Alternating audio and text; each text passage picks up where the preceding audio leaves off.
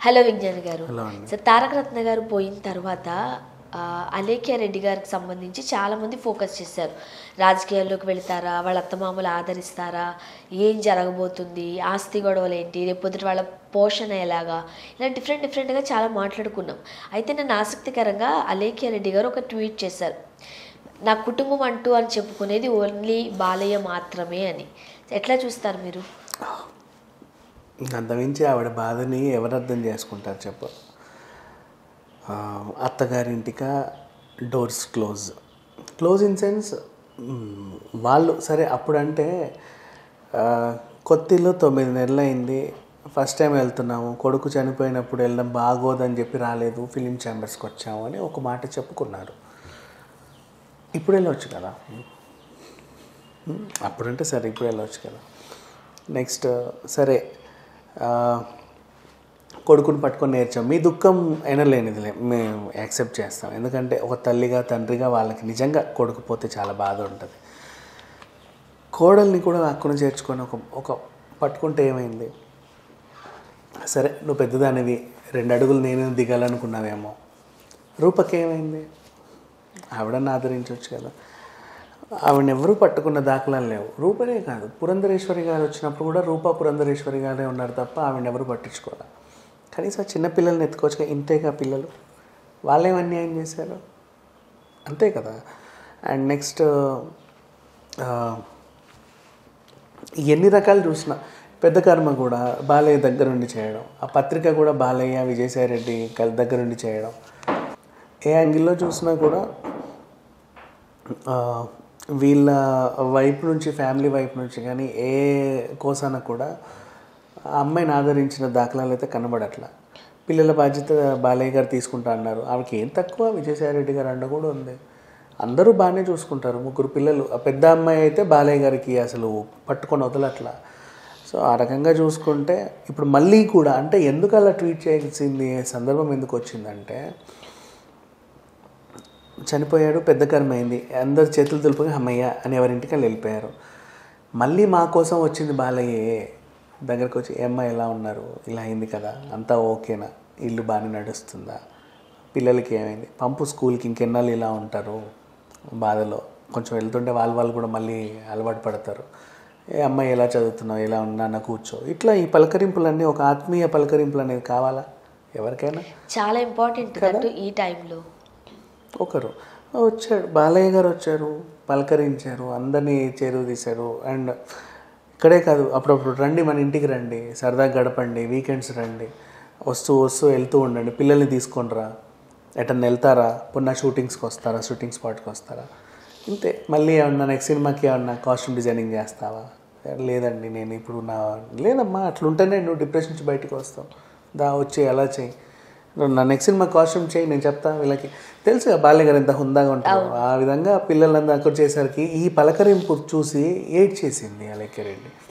ఆమెకి అంటే ఆమె నవ్వించడానికి వీళ్ళు అలా చేసినప్పటికీ ఆమె ఏడ్ చేసి ఆ బాధనంతా ఎక్కడ పెట్టుకోవాలో అర్థం కాక ఒక ట్వీట్గా పంచుకుంది నీట్గా. మాకు ఉండి ఈయనే అంటే పరోక్షంగా అప్పుడు కూడా ఒక ట్వీట్ పెట్టింది, నీలాగా మమ్మల్ని పట్టించుకునే వాళ్ళు ఎవరు లేరు అనే విధంగా. అంటే అవును, ఎవరు పట్టించుకోవట్లేదు, ఇప్పుడు ఒకరు పట్టించుకుంటున్నారు, అది బాలయ్యే అని ఆమె ట్వీట్ ద్వారా ఆమె మనసులో ఉన్న మాటను తారక రత్న గారు ఆత్మకు చేరేలా చేసింది.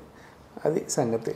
జనరల్గా ఈ టైంలో అత్తమామల సపోర్ట్ చాలా అవసరం. ఎందుకంటే 3 బిడ్డలు ఉన్నారు. పేరెంట్స్ ఎంత సపోర్ట్ చేసినా అత్తగారి వైపు నుంచి కూడా ఆ భరోసా కావాలి.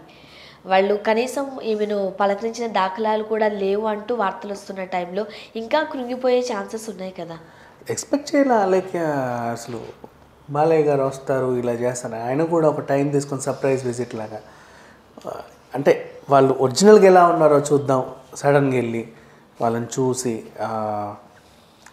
పర్లేదు అంత బాగానే ఉందని, ఈ అమ్మాయి దీనంగా కూర్చుంటే, ఈ అమ్మాయి ఇంతకాలం ఇలా కూర్చుంటావు, నీకు ఇంకేం లేదా, వాట్ నెక్స్ట్ కమ్ డౌన్, నువ్వు ఒక స్ట్రాంగ్ ఉమెన్వి, నీకంటూ కొన్ని ఉన్నాయి, బయటకు వచ్చేసి ఆ విధంగా చెప్పేసి ఆ అప్లాజ్ పాటను వినిపించారట. ఇప్పుడు నిన్న ఆస్కార్కి వెళ్ళింది కదా, మన వాళ్ళు ఆస్కార్ తెచ్చారు తెలుసా, దాంట్లో మంచి టాప్ 5లో మంచి సాంగ్ ఉంది, ఉమెన్కి మాకేం అవసరం లేదు, జస్ట్ మీ అప్లాస్ కావాలి అని చెప్పేసి చూడు ఇలాంటివి చూసాను స్ఫూర్తి పొందు. నేను ఇప్పుడు అవన్నీ చూసే మూడ్లో లేనండి. ఏదైనా కొంచెం బయటికి రావాలి, బయట ప్రపంచంలో తిరుగు. నువ్వు ఇంతకుముందు చాలా ఉన్నదానివి, నేను బొటిక్ పెట్టు, నీకు ఆల్రెడీ ప్రణతి చెప్పింది కదా బొటిక్ పెడదామని చెప్పేసి. ఇలా చెయ్యి, యాక్టివ్గా ఉండు, ఏమైనా యాక్టివిటీస్ చెయ్యి, అప్పుడు కదా నువ్వు బయటకు వస్తావు. లేదంటే నీకు ఏముంటుంది దీంట్లో అని చెప్పేసి బాగా మోటివేట్ చేయడానికి ట్రై చేశాడు. పిల్లల్ని కాసేపు నవ్వించాడు, ఆ అమ్మాయిని నవ్వించాడు. తర్వాత వస్తారా ఇంటికి, పర్లేదు, ఇట్స్ ఓకే, ఇట్లా అంతే. ఈ రకంగా ఇట్లాంటి పలకరింపులు అనేవి సరే బాలయ్య గారు ఇప్పుడు కొంచెం ఇనిషియేట్ తీసుకున్నారు కాబట్టి సరిపోయింది. రేపటి రోజు ఇంకా వీళ్ళని ఆదరించేది ఎవరు? ఇప్పుడు బాలయ్య గారు ఉన్నారు కాబట్టి ఆయన దగ్గర తెచ్చుకున్నారు. నెక్స్ట్ ఎవరు తెచ్చుకుంటారు? ఇంత పెద్ద ఫ్యామిలీ అయ్యుండి ఓన్లీ బాలయ్య గారు మాత్రమే ఆ స్టెప్ తీసుకుని వస్తున్నారు. మిగతా వాళ్ళందరూ ఏమైపోయారు? లైక్ పురంధేశ్వరి గారు, భువనేశ్వరి గారు, ఇంకా చాలామంది ఉన్నారు కదా, వాళ్ళందరూ ఏమయ్యారు? లేదు, చంద్రబాబు నాయుడు గారు కూడా పాపం ఫోన్లు చేస్తున్నారట. అంతవరకు విజయసాయి రెడ్డి కూడా పలకరిస్తున్నారు. వీళ్ళు ముగ్గురే వీళ్ళని ఇంకా చేసేది. ఇంకా మధ్యలో ఎప్పుడన్నా పాదయాత్రలు ఉన్నాడు కాబట్టి రాలేకపోతున్నాడని లోకేష్ కూడా చెప్పున్నాడు. సో ఆ రకంగా వస్తారు వీళ్ళ వరకే, ఇంతే. తారక రత్నాన్ని ఎలా ఆదరించారో అంత విధిగా.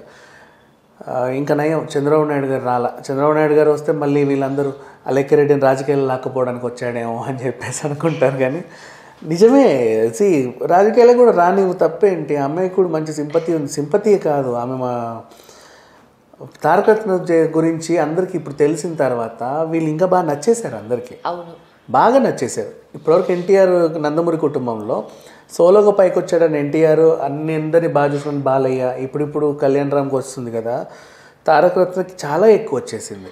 అండ్ ఆ క్రెడిట్ అంతా కూడా యాక్చువల్గా ఈ సింపతి ముందుంటే ఖచ్చితంగా విన్ అయ్యి పార్టీకి ఎప్పుడో ఉండేవాళ్ళు. కానీ వద్దులే, ముందుంటే అంటే అప్పుడే అనారోగ్యం వచ్చి ఉంటాయి అన్నట్టు ఉంటుంది.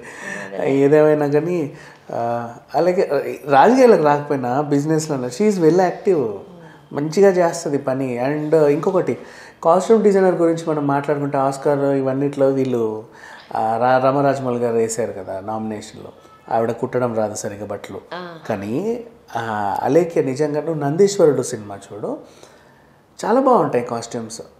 అంటే లైక్ ఆ సినిమా ఆడలేదులే, కానీ రియల్గా ఒక పర్ఫెక్ట్ జాబ్ ఎలా చేయాలో అలా చేసింది అందరి. అంటే ఏదో రకంగా పిచ్చి పిచ్చి బట్టలు ఇవ్వకుండా ఆ నేటివిటీకి తగ్గట్టు, ఆ క్యారెక్టర్కి తగ్గట్టు ఆమె ఇంకా ఎంత బాగా చేయగలదంటే, బ్యాక్గ్రౌండ్ గ్రీన్ ఉందనుకో ఫర్ ఎగ్జాంపుల్, చాలామంది అమ్మాయిలు కూడా గ్రీన్ వేస్తారు, ఆమె కలిసిపోతుంది. ఏది అదేదో సినిమాలో మన జులైలో నేను కర్టెన్ ముందే ఉన్నాను అన్నట్టు ఉంటుంది. అట్లా ఇవ్వదు, బ్యాక్గ్రౌండ్కి తగ్గట్టు కాస్ట్యూమ్స్ బ్రైట్. ఈమె ఎలా డెవలప్ అవ్వాలి అంటే ఎంత బాగా కనపడుతుంది, అంత ఫోకస్డ్ అమ్మాయి, అంత బాగా చేస్తుంది. సో మంచి మంచి మంచి సినిమాలు ఇస్తే ఒక 2-3 సినిమాలు చేసిన ఒక మంచి స్టార్ కాస్ట్యూమ్ డిజైనర్ రావదా? అవుతారు. ఇంకా దేవుడి దయ వల్ల నెక్స్ట్ టైం నిజంగా ఆస్కార్కి కాస్ట్యూమ్ డిజైనర్ ఈమెని నామినేట్ చేసిన అప్పుడెప్పుడో ఫస్ట్ టైం కాస్ట్యూమ్ డిజైనర్గానే ఫస్ట్ మనకు ఆస్కార్ వచ్చింది. నెక్స్ట్ అలాగే కూడా రావచ్చు, తప్పే ఉంది. రైట్. సో కొంచెం అమ్మాయి ధైర్యం చేసుకుని బయటికి రాగలిగినట్లయితే సో తన కెరీర్ తనే చక్కదిద్దుకోగలదు, పిల్లల్ని చూసుకోగలదు. రైట్. అండ్ ఎట్లానూ బాలయ్య గారి సపోర్ట్ ఉంది. నాకు తెలిసి చంద్రబాబు నాయుడు గారు, విజయసాయి రెడ్డి గారు వెనక నుంచి మీకు సపోర్ట్ ఇస్తున్నారని అనుకోవాలి, ఫోన్లో టచ్లో ఉంటున్నారని అనుకోవాలి. రైట్, ఏమంటారు? అదే, అందరూ టచ్లోనే ఉన్నారు, హ్యాపీగానే ఉన్నారు. బట్ ఎంతమంది టచ్లో ఉన్నప్పటికీ అత్తింటి వారి పలకరింపు అనేది ఏ ఆడదానికైనా కొంచెం ఉంటుంది కదా. ఇంకెంతకాలం ఇక మేము సరే రేపటి రోజు నేను పోతే నా పిల్లల్ని ఎవరు చూసుకుంటారు, మీరు ఎవరు ఉంటారు అన్నట్లు కూడా కొంచెం బాధ ఉంటుంది కదా. అలా చూడాలి. Thank you so much.